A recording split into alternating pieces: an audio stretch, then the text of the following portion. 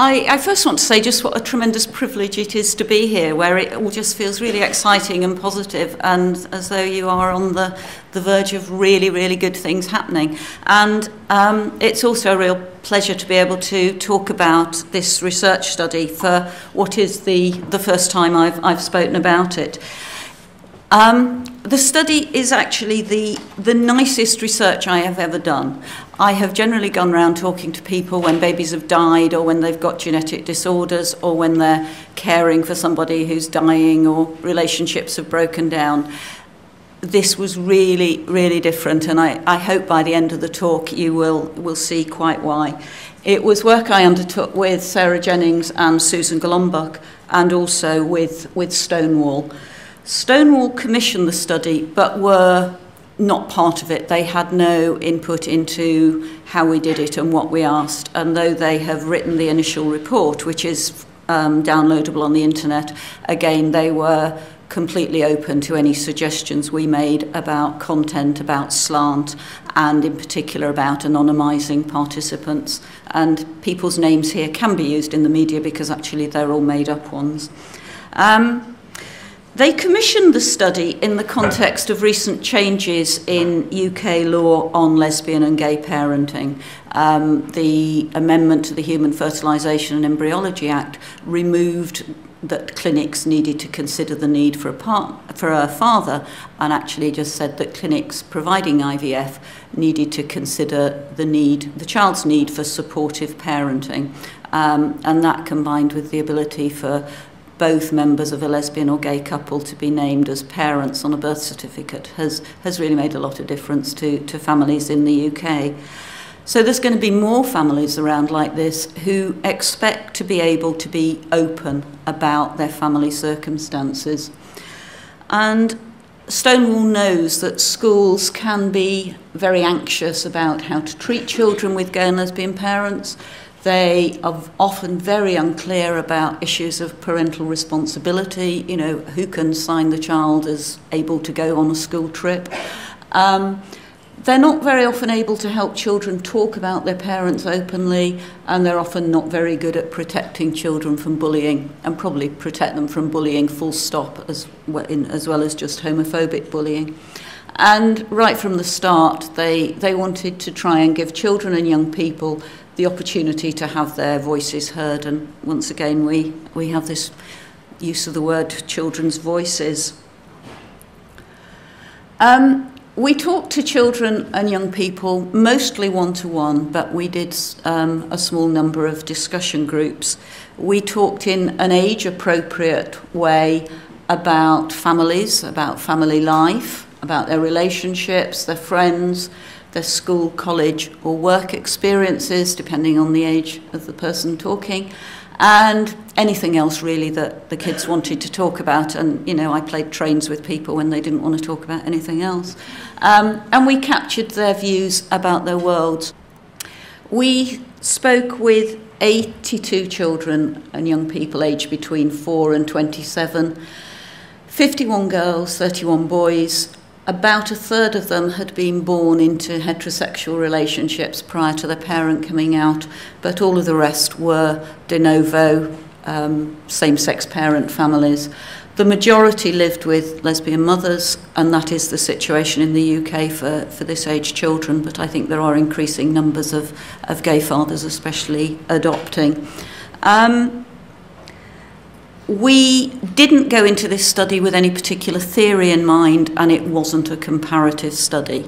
I purposely didn't read up many of the experiential studies that had been done in this area, because I just wanted to go in as sort of open as possible to hearing what the children said, although obviously I knew the outcome research well. I knew that most of the research was saying that these kids are actually doing absolutely fine. So as I say, we tried to be open, but, you know, I'm not a lesbian, so that obviously gives me a particular perspective. But I hope what that also does is means that I don't have any particular axe to grind to promote kids brought up by lesbian mums, gay dads, and maybe people will accept what I say perhaps more than they might from other people. I don't know. just to give you a brief idea of what the participant structure looked like, the red lines there are children who were conceived by a donor conception, and they're generally younger than those in the green families where they were conceived within heterosexual relationships. I'm around all day if anybody wants to talk any more about boring aspects of methodology.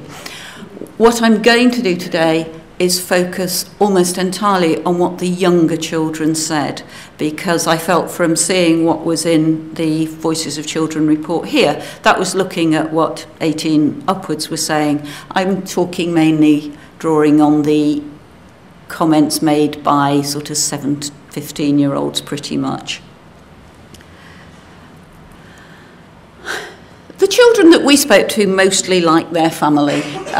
We said, tell me something about your family. And they said things like, it's nicer and more better. We love each other. We get along well over dinner and stuff. We get on all the time. And this comment from Chris in the corner, who was a 12-year-old lad, wasn't supposed to be on this slide about why I like my family. It was on a slide about what I don't like about my family that I got rid of. But, you know, him saying, my mum makes me tidy my room, I think just sets the scene for what is going to emerge in the rest of this talk, that these families are pretty indistinguishable from any other family that you come across. They're as varied, they're as different, they have their ups and downs, life's life, that's their families. We did want to explore the extent to which children perceived their families as different, but obviously we didn't want to go in and say, you know, do you think your family is different because you've got 2 mums or 2 dads? So when they talked about their family, we said, right, thinking about your friends' families, do you think your family is like theirs, or do you think it's the different, or what? And lots said, no different. And others said, yeah, ours is different because my mum makes us sit at the table when we have our dinner and my friends can watch TV. And others said, we've all got brown hair and my friend's family's got blonde hair. And sort of longer comments, Eleanor said, it's different. First of all, they don't have Charlie, my little brother, running around the place, spoiling everything, dribbling over your homework. I don't know how to explain it, but there's some difference between other families and us. We work together, we link up like a puzzle. And Maheen said, one of my best friends, her and her dad argue all the time. For me, that's really shocking what she does. But that her and her dad argue, it's different here. So comments that talk about difference but have no relationship whatsoever to either the gender or the sexuality of their parents, that really wasn't much of an issue for a lot of the children. Other kids did answer the question in relation to their family structure. And Alice said, I think I'm the only person in my class who's got 2 gay mums. Lauren said she has 2 gay dads and says, I'm the only person with that situation, it makes me special. I'm different, and everyone she's got the gay dad, how cool, gay best friend, all girls school, I'm the one with the gay dad. And she's, apparently there's a TV programme on in the UK called Glee, where somebody has gay dads, and she is, everybody's heroine because she's like the guy from Glee. Another little girl, Tony, a 7-year-old, did talk about her family structure, but actually compared it with her friend who only lives with his dad. His mum's in a different house. I've got 2 people, 2 mums. He's only got 1 dad at the moment. So they're aware of what's going on, but it's just how it is. There are different families. So what? Not all of the children we spoke to felt quite as comfortable. This little lass, Sian, had got an 11-year-old sister that we also spoke to separately, who was completely cool about her 2 mothers. They lived in an area of North London where it wasn't an unusual situation to be, both in the neighbourhood and in their particular school. But Sian said, sometimes I feel different from other people's families and I try not to think about it. I try to push it out of my head a bit because sometimes I prefer to think that I am just like everyone. But I know I'm not, because most people have sort of straight parents. And this lass got a tremendous amount of support from her best friend Jess, who'd also got 2 mums. And she said she understands it, and especially was able to support her when people were being mean about gays. I think some of the less confident children struggled when people were being rude, and it was nice to have some support from, say, another one who really knew what life was like for her. One of the big issues that a lot of the younger children raised with us, and some of the older ones, was that when they were open about their family lives, they did actually get a lot of questions about it. Not necessarily malicious ones, but just people like Mark saying, sometimes they say, you know, everybody's got a dad, you know, he must be dead or something, tell us about it, how come you haven't got a dad? And a lot of the children found it quite a struggle to explain this, and I think their parents would actually be very surprised at how much of a struggle it was, because the parents often felt that they'd really given their kids all the information that they might need. The kids often struggled with it, and it was something that Anne raised very frequently in her interview. There's 4 different comments where it came up. This was a child who'd got her book about donor conception. She knew how it worked. She could talk about it biologically to me, but when it came to explaining it to her friends, she said she'd say things like, I have to say, I don't actually know because I don't. And she said, sometimes I say because I have, sometimes I say I don't know. Another time she'd say to somebody, oh, mind your own business. I was so bored of her asking me. And then quite recently she said she'd made a friend and she asked her mum to phone the friend's mum and explain the situation to her so that the friend's mum could talk to her, and they explained it to everybody, and then we just got on with it. So dealing with questions, I don't know whether the young people in this room, whether that resonates with them, but it was certainly something that came up a lot for a lot of the younger children. Lots of the younger children were very open about their family circumstances. So, you know, I asked Alice, you know, when you meet somebody new, how do you introduce your family? What do you say? And she said, well, first of all, I say my name's Alice, and then I tell them about my sister. I've got some gay mums and nice chickens and cats. You know, and my guess is sometimes she didn't put the gay mums first. She probably talked more about the chickens. But even the littlies didn't always talk about it. May said, you know, I don't actually tell them I've got 2 mums. As the children get older, they do become more reserved, but I think that's just part of growing up. You know, we, as teenagers, one of the most embarrassing things is actually having parents and having to talk about them.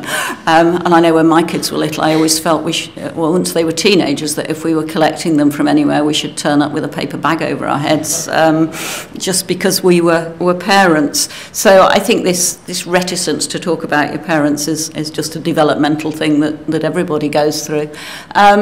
But this young man, who'd been very open when he was at primary school, calmed down a bit about what he said when he got older. He said he didn't mention things that would be embarrassing for them or me. I think embarrassment is something that comes with being a teenager. He said, I go through half the process and then just say it's complicated and leave the rest out, and then say sort of random and true things. And what he found was that when they asked him to explain, they would be the ones who'd say, oh, it's complicated, and just didn't want to hear any more about it. And something else that the young people said was they developed a sense of who they could trust as they got older, and they talked of it as a radar or a gaydar. And I developed like trust with my friends. It takes a long time. And I said, how do you work out how you can do that? And he said, when they tell me one of their biggest secrets, or they're just really, really good friends with me, I don't know. I just know they won't be horrid about it. So there is this sense that it is something that people can be horrid about, but mostly they're not, and they learn ways to protect themselves from this. Some young adults become very secretive. This lad had been very, very open at primary school. He said, I'd been there from the age of 5. Everyone knew about it. No one cared about it. No one used it against me. It was normal sort of thing. And at secondary school, he moved to a new secondary school in a completely new area. He said that was different. I came into year 7. I haven't told anyone really. I've had friends around my house and no one's even questioned it or anything. I say it's my auntie, that's his biological mum's partner. If she's here, she's totally fine with it, because I thought, hang on, she said you can say she's my auntie, and I thought I don't really want to do that. But she said no, if it would make it easier for you as well. She was very, very cool about it. And we talked about, did that cause him any difficulties? And he said sometimes he felt bad about not being able to be open, because he had no problems with his 2 mums, but he just felt he needed to protect himself within this new school. One lass who'd also got into this situation, where she'd been open at primary school and more secretive at secondary school, told me how she'd recently, and probably as a result of me going to interview her, decided to tell her best friend. And she said, I've got something really important to tell you, and I'm going to tell you on Tuesday or whatever. And when she told the best friend that her mum was gay, the best friend just said, oh, is that all? And the lass I was interviewing, I think, felt quite let down that this hadn't been taken as the big thing that she'd built it up for. So what, you know, what shall we have for lunch? Some of the families, we, as well as talking to the children who were the main focus, we generally tried to have a chat with the parents afterwards, just to really find out what they'd done with regards talking to schools in particular. And some of the strategies they talked to us about how to make it easier for their child was, some families chose to move to an area before their child was born where they knew there were lots of other lesbian or gay couples with children. Some moved to gay-friendly areas after their child was born, often because they'd had difficult experiences. The parents did talk about giving them words that they could use to explain their situation. But as I've said, sometimes the kids still didn't feel able to use them properly. Lots of the parents worked very, very hard at making sure the schools knew the right information, went to see teachers, went to explain, often took birth certificates or adoption certificates to prove that they both had parental responsibility, that either of them could collect the child, they were both parents. They also tried to make sure, especially in primary schools, that schools had access to some literature where gay families were represented, and this was particularly important in with the young children. If schools were going to be talking about celebrations, they tried to encourage them to include civil partnerships as well as Christian weddings and Hindu weddings. And a number of parents talked about allowing their child to live a lie. They said that we love our kids, we want them to feel comfortable with who they are, but actually we don't want them fighting our battles. And if life's going to be difficult for them because of who we are, we'd rather they said, it's me auntie, it's me granny, or whatever. And say a small number of children did that. An issue that I've just put this slide up, and it doesn't really fit anywhere else, but it was something that came up in a small number of interviews that I've not seen very much written about, and that was difficulties for children when same-sex relationships break down. I think it was Chrissy who talked about suddenly having a huge family when her first heterosexual family broke down and she suddenly ended up with all these gay aunties.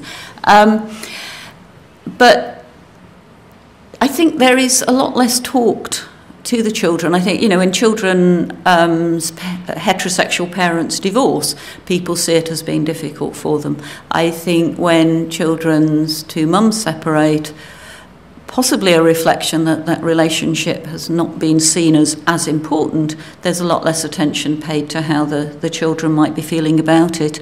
And Katie was in such a situation. Her mum she'd been born when her mum was with Ali, and she'd seen Ali as her mum. They split up, and she said when they separated, I was really, really upset. And when my mum got with Anna, who was a new partner, I was cross. I felt sorry for Ali because she was by herself, and at first I didn't like Anna, you know, like the films, this evil stepmother, but I like her now. I'm still close to my mum, but there was a time when I was cross with Mum and Ali, the two mums that she'd been raised with from birth, and cross of splitting up. I said, do you feel close to Anna now? And she said, I do, but in a different way, in a really different way. I feel close to her, but, you know, sometimes I'd rather be with Ali at home than be here with them. And it was fortunate that she lived close enough that she could maintain a relationship. But I think it is an area that perhaps we need to be thinking a little bit more about. Bullying. I think we've already talked today about how very, very many children are bullied for all sorts of reasons. And when we asked the children about bullying, they said they were bullied because they were too fat, too thin, too clever, too dim. Daniel said he was bullied because he was slow at football. Adele because she was new to the school. Adam because he was the youngest in the class. So bullying, sadly, is a part of children's lives as they grow up. But there was homophobic bullying reported. An 8-year-old was called a puffy-eyed lesbian when it was discovered that that she had two mums. An 11-year-old got a lot of hassle on a school trip, but fortunately she had friends who could support her. And the young woman who told me about this particular assault about her father was very badly bullied in early life for a number of reasons, but then the homophobic bullying about her father, with somebody shouting, I heard your dad's a batty man, you should be ashamed of yourself, preceded a long period then of cyberbullying that actually resulted in the police being called. So it happens, and it needs a lot of serious consideration to look after children. A lass who had also been bullied when she was about 14 or 15 talked about how she wanted bullying handled. She said she liked it when teachers came up to her and said, your parents are gay, and recognised it. But what she didn't want them to say was, and if you ever want to talk about it, then I'm here from you. She didn't want the issue of her parents being gay, the thing that she had to talk about. What she wanted was that if a teacher had come up to me and says, look, we understand your parents are gay, fine. If you get any problems from it or anyone saying anything, then come and tell us. She felt that her parents being gay wasn't the issue. It was if other people made that difficult. And she really wanted schools to be aware of that distinction. Some of the school strategies that the children talked about was about having anti-bullying policies and practices and doing what they could when they were older in schools to ensure that homophobic bullying was part of those policy and practices. They wanted schools to really clamp down on the use of gay as a generalised term of abuse, which we found even was being used in primary schools. You know, you're so gay, meaning you're a bit dim or something. Lots of people found that truly offensive and were very upset that schools just ignored that issue. They wanted the profile of gay and lesbian people raised. One young lad talked about how when an English teacher came and had the Stonewall poster, some people are gay, get over it, in his room, how he just suddenly felt so much better. He felt that there was one room in the school he could go to. They wanted a lot to ensure that schools recognised both parents had parental responsibility. And they wanted schools to be made to realise that even if they thought they were doing things properly, there would be things going on that perhaps they didn't know about, and to not pretend you didn't have problems. So I started off by saying it was the nicest piece of research I've ever done. It was a story of happy, ordinary families with the ups and downs of everyday life. The kids, like their parents mostly, they fell out about what time they got to be home, about tidying their bedrooms, and the normal things that go on. They were actually so ordinary. We talk about these families in sort of research terms as non-traditional families, but in many ways they're actually more traditional than a lot of the sort of families that are headed up by a mother and a father. And in fact, some of the children that we spoke to said, well, we don't know if we've got anything to say to you, we're just ordinary. And we didn't even know whether we wanted to talk to you because, well, what could we tell you? Because we're just talking about our lives and there's nothing special about it. And I think one of the nicest quotes to end on was a 7-year-old who said, I've got 2 parents who love me. It doesn't matter if they're a boy or a girl. And I think you can't put it more nicely than that.